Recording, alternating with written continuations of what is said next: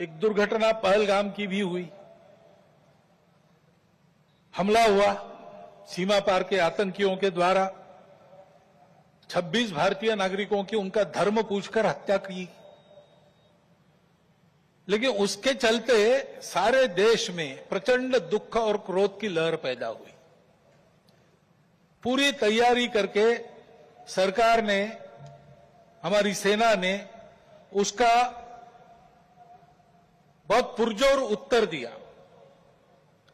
सारे प्रकरण में हमारे नेतृत्व की दृढ़ता, हमारी सेना का शौर्य, कौशल्य और समाज की एकता और दृढ़ता का एक उत्तम चित्र प्रस्थापित हुआ।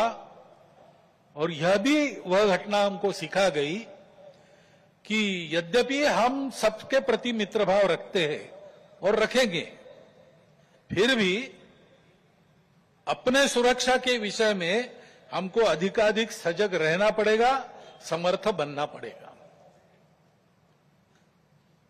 क्योंकि इस घटना के बाद दुनिया में विभिन्न देशों ने अपनी अपनी जो भूमिका ली, उसमें हमारी ये भी ध्यान में आया कि हमारे मित्र कौन कौन है और कहां तक है।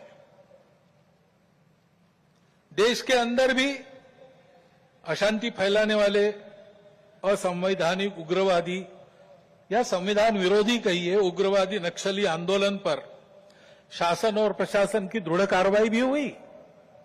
और उनके अनुभव से उनके विचारधारा का खोखलापन और उनकी क्रूरता का अनुभव होने के कारण समाज भी उनसे मोहभंग होकर विमुख हो गया। लेकिन उनका नियंत्रण तो हो जाएगा,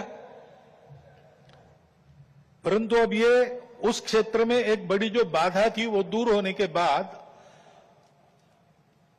उस क्षेत्र में न्याय की स्थापना हो, विकास वहां तक पहुंचे, सद्भावना, संवेदना और सामरस्य वहां स्थापित हो, इसके लिए समाज की भी और शासन प्रशासन की भी योजनाएं चलनी पड़ेगी।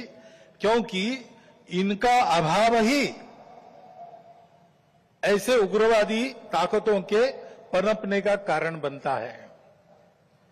इससे त्रस्त मनुष्य दूसरा कुछ उपाय दिखता नहीं, इसलिए निराश होकर उनको प्रश्रय देता है। ये न हो इसलिए ऐसी योजना